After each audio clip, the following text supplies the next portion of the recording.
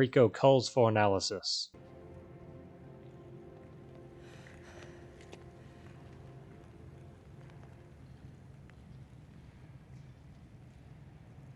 And Cody will answer. Muscle my notepad.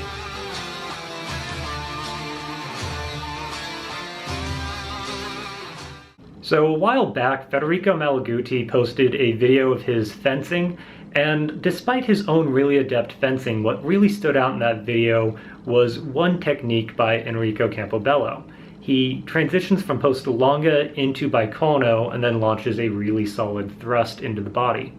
Now, I didn't really have enough fencing video to make an analysis at the time, so I just made a really quick Facebook video.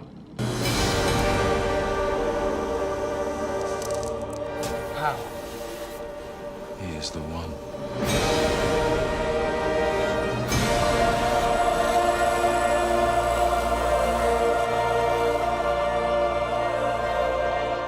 Shortly after this, Campobello posted a video explaining the technique, and that was kind of the end of it for a while. But recently, Campobello reached out to me. He asked if I would be willing to do an analysis, and he sent me some videos. So we already know he has one really strong and unique technique, but let's take a look and see what else we can learn from his fencing. One of the first things I noticed is that with the exception of bicono, he predominantly uses German guards like Ox, Flug, and Strongflug, and German techniques like the Zwerchhau. He is definitely a point-centric fencer, as his primary fencing positions are Ox and Flug. He threatens with the point almost continuously while out of measure. Something I noticed that is unique, though, is that he almost never launches a thrust as an initial action from these positions. Generally speaking, when a fencer picks a point-on-line position like Longinal, Ox, or Posta Breve, they sit there for a few seconds, taking little steps back and forth before suddenly exploding with the thrust. So they wait out a measure, threatening with the point, then their initial action is a committed thrust. In contrast, Campobello might threaten with the point from outside a measure, but he doesn't explode into measure with the thrust. Instead, he first creates an opening and then thrusts. This is done in one of two ways. Either he uses a cut to enter measure, and then he launches the thrust. We can see a few Zwerchs and then a thrust. He's most successful with 2 Zwerchs and then a thrust, though. More than 2 Zwerchhaus, and his opponent attempts a counter. Now, the other way he begins a thrust is that he transitions into another position and then launches the thrust.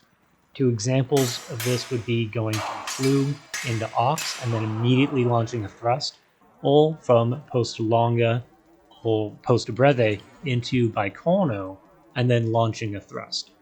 Either variant, I think, accomplishes the same thing, though. It's deceptive and it hides the thrust.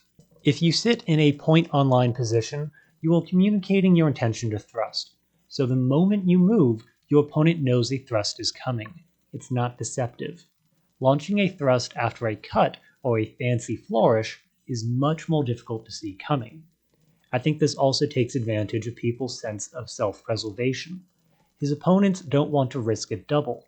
People tend not to attack while their opponent is changing positions. It's tough to know what your opponent is doing full certain, and so people tend to wait instead of rushing in and risking a double hit. A lot of time this works, but the concept of the weaknesses as strengths comes to mind. It states that essentially all strengths have an associated weakness.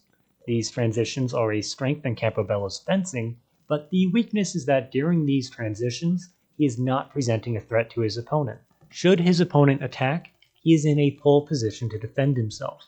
In a similar vein as this is how Campobello attacks the leg if his opponent moves to parry a thrust or is just caught off guard.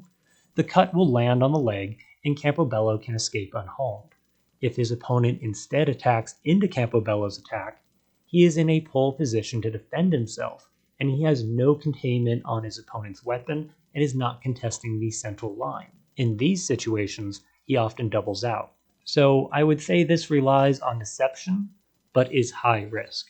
Now, this concept of weaknesses of strengths also extends to his use of hanging parries. He uses them often and to very good effect, And so I would say this is a strength.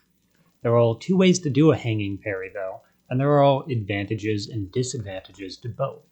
The first way is to keep your hands fall back behind your head, which protects you from descending blows and keeps your hands safe.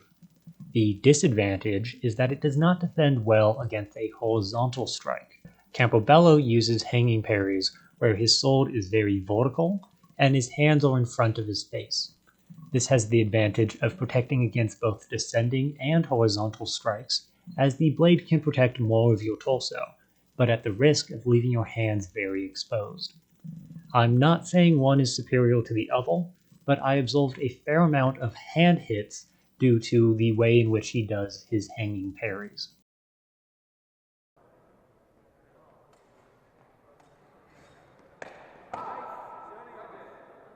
So, key takeaway points. I would say very strong fencing that relies on fluid deception.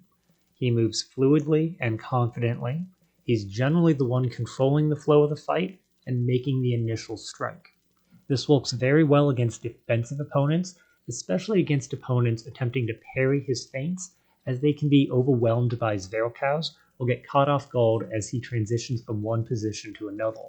His fencing, however, seems less effective against more aggressive opponents, or opponents willing to interrupt his actions and risk a double hit. When pressed into a defensive stance, Campobello retreats and relies heavily on hanging parries. Overall, though, I would say very impressive fencing, and I truly hope my analysis lives up to his expectations. Thank you for watching, and I look forward to the next video.